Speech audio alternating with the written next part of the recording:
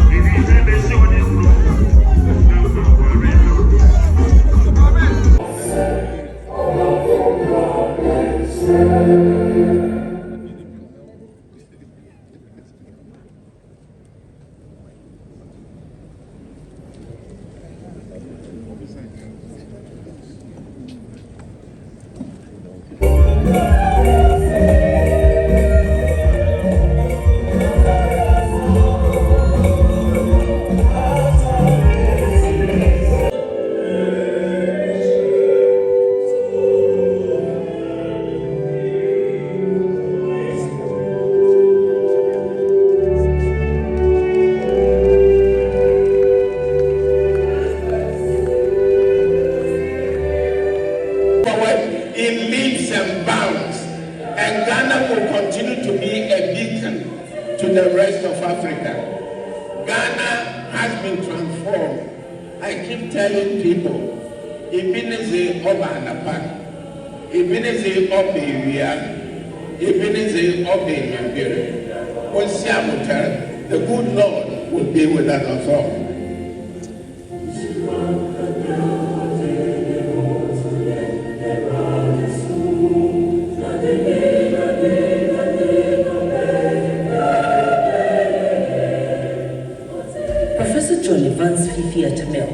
Was born in Tapa in the western region, but hailed from Kumfutun in the central region of Ghana.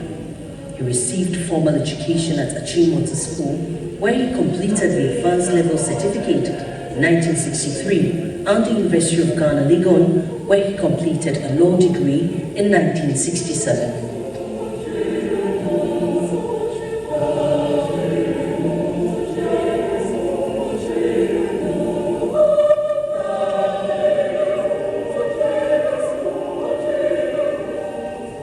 While pursuing a PhD in law from the prestigious School of Oriental and African Studies in London, the Prof, as he was affectionately called, was selected as a Fulbright Scholar at Stanford Law School in the United States in 1971. He earned his PhD at age 27 in Taxation and Economic Development. Mill's first formal teaching assignment was as a lecturer at the Faculty of Law at the University of Ghana. He returned to Ghana to work at his alma mater, the University of Ghana, for 25 years. He became a visiting professor of Temple Law School, Philadelphia, USA, with 2 stints from 1978 to 1979 and 1986 to 1987.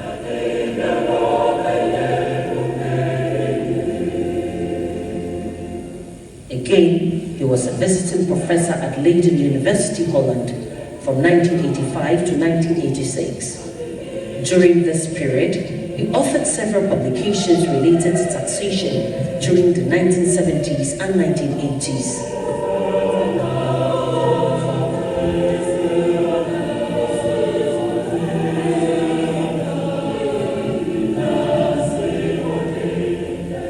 By 1992, he had become an associate professor of law at the University of Ghana. Outside of his academic pursuits, Professor Mills was the acting Commissioner of Internal Revenue Service from 1986 to 1993 and the Substantive Commissioner from 1993 to 1996.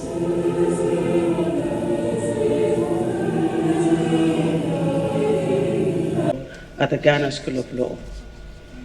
More significantly, in 2011, he appointed me as chairperson of the National Commission for Civic Education, making me the first woman to hold that position in Ghana's history.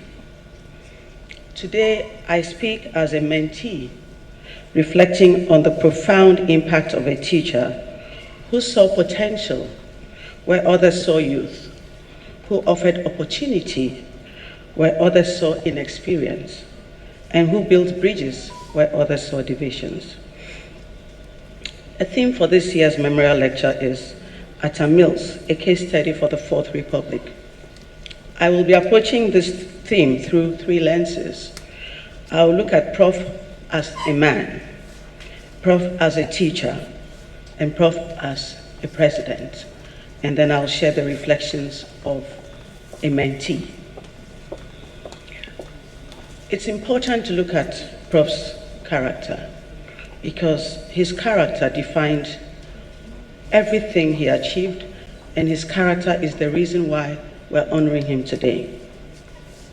Prof was born on 21st July 1944 in Takwa, Western Region, and he tragically passed away on July 24th, 2012, just 3 days after his 68th birthday. But in those 68 years, Prof lived a life that exemplified the highest ideals of scholarship, public service, and human dignity. He was born to John Atta Mills Sr., an educationist at Commended Teacher Training College, and Mercy Dawson Amwa. Young Fifi was a second child and the first son among 7 siblings. From his father, we learn that he inherited a love of learning and teaching, and from his mother, he gained the gentle strength that would characterize his leadership style. His educational journey, as we've been told, took him from Huni Valley Methodist Primary School to Commended Methodist Middle School, and then to Achimota School, where he completed his ordinary and advanced level certificates in 1961 and 1963. At the University of Ghana, he completed his Bachelor of Law degree and Professional Law certificate in 1967.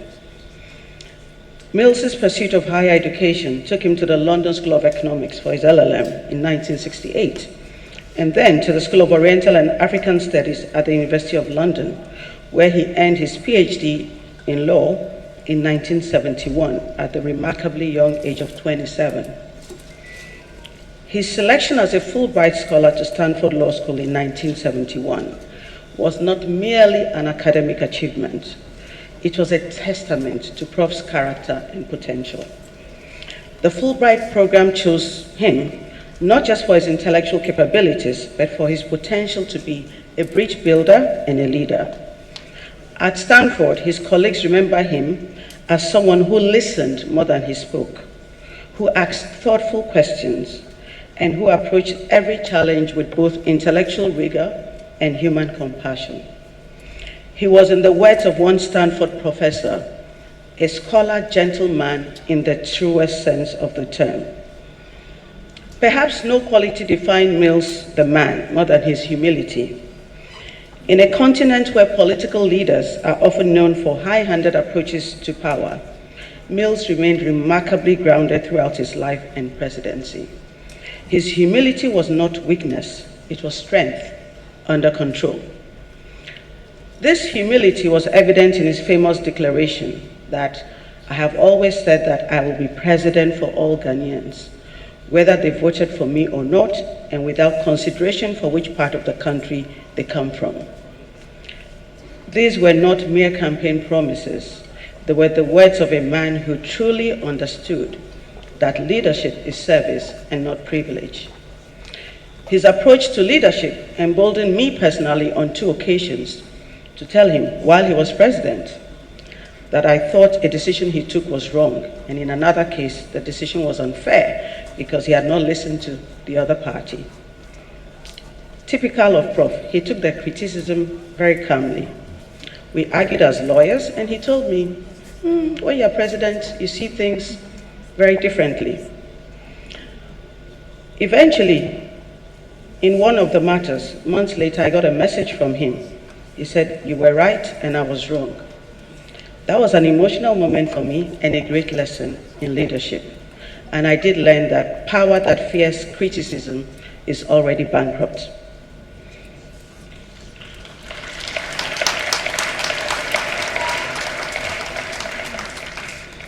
In an era when political integrity often seemed like an oxymoron, Mills stood as a beacon of moral leadership.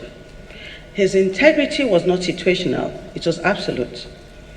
Asiwaju Bola Ahmed Tinubu, current president of Nigeria, best captured this aspect of Prof in his tribute when Prof died. He said, President Atta was a man with a profound, comprehensive intellect. Unlike many individuals whose public carriage as a politician diverges negatively from their private persona, the private and public morals and practices of this man were undifferentiated. There was no seam dividing the public official from the private man. He was guided by a moral compass that did not waver according to the circumstance. Before President Tinubu knew this, those of us who were his students knew this already. Interesting story from first year. We had decided to go to London over the summer holidays to job. My first challenge, of course, was getting a visa. I went for the visa interview, and the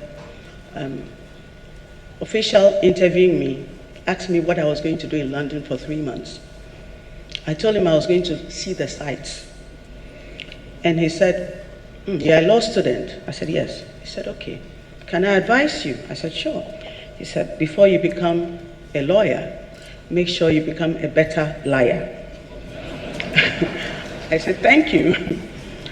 I got my visa, and with my roommates, we went off to London to job. Then the university reopened, and we were late. I managed to get into Ghana before my 2 roommates, and I managed to get myself registered for second year. My 2 roommates came back, and they were told by the dean that they had been deferred for 1 year. One of my roommates, Irama, was actually a niece of Professor Mills, who was vice dean.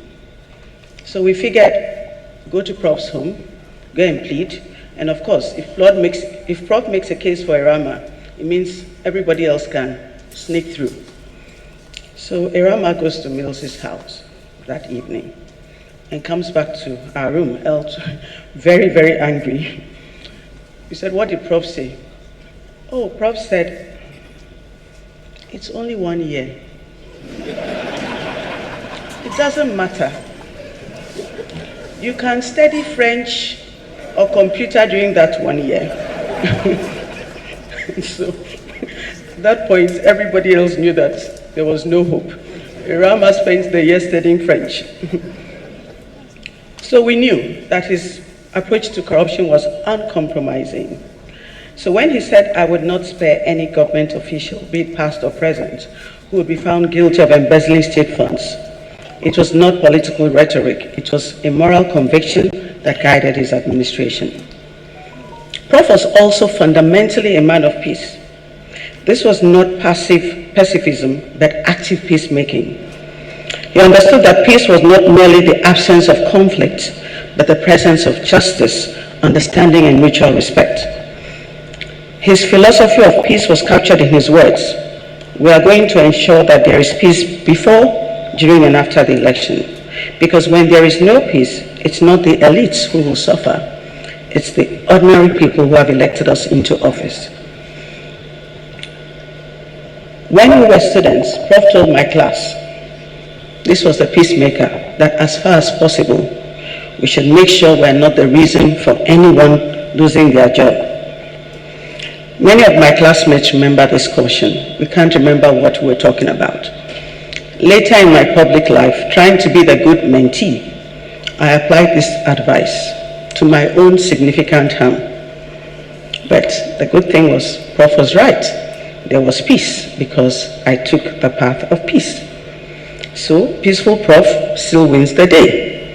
But there's also another story one of the students told me that showed me that although it was good that Prof was peaceful, Prof would have been a very poor litigation lawyer.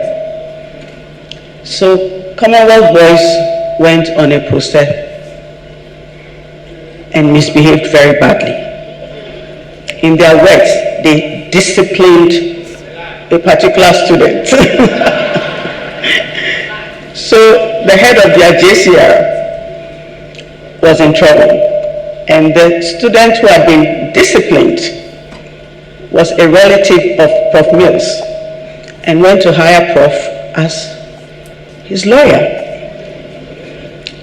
Prof calls the Dean of Students and says he wants to see the Commonwealth President and ask him that, you people went to do ABC? And he said, yes. Prof said, let me advise you.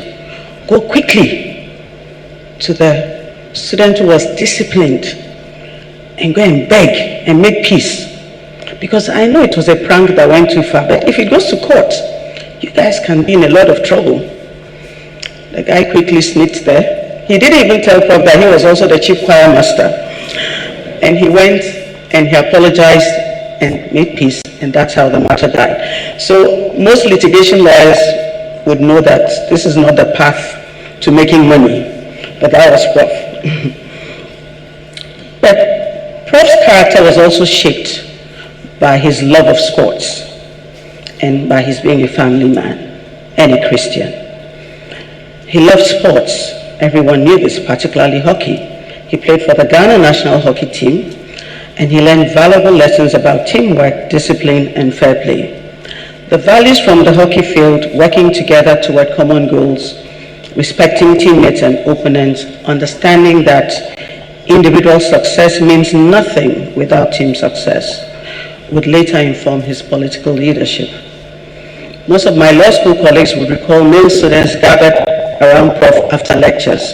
They were not discussing law or tax. They were discussing football. That was the measure of the man. Behind the public figure was a devoted family man, married to Ernestina Nadu Mills, with son Kofi Sam, and many siblings and extended family. His approach to family life reflected the same values that guided his public service: love, respect, commitment, and sacrifice. Mills's character was deeply rooted in his Christian faith as a Methodist. His belief in divine providence gave him strength to persevere through political defeats and personal challenges. He genuinely believed that his talents and opportunities were gifts to be used in service of others and not privileges to be enjoyed for personal benefit. The character of John Atta Mills, the man, created the foundation for everything he would accomplish as a teacher and as a president. His humility made him approachable. His integrity earned him trust across divides. His commitment to peace created stability for progress, and his love of learning inspired others to pursue excellence. For most Ghanaians, lawyers of my generations, we knew Mills more as a teacher.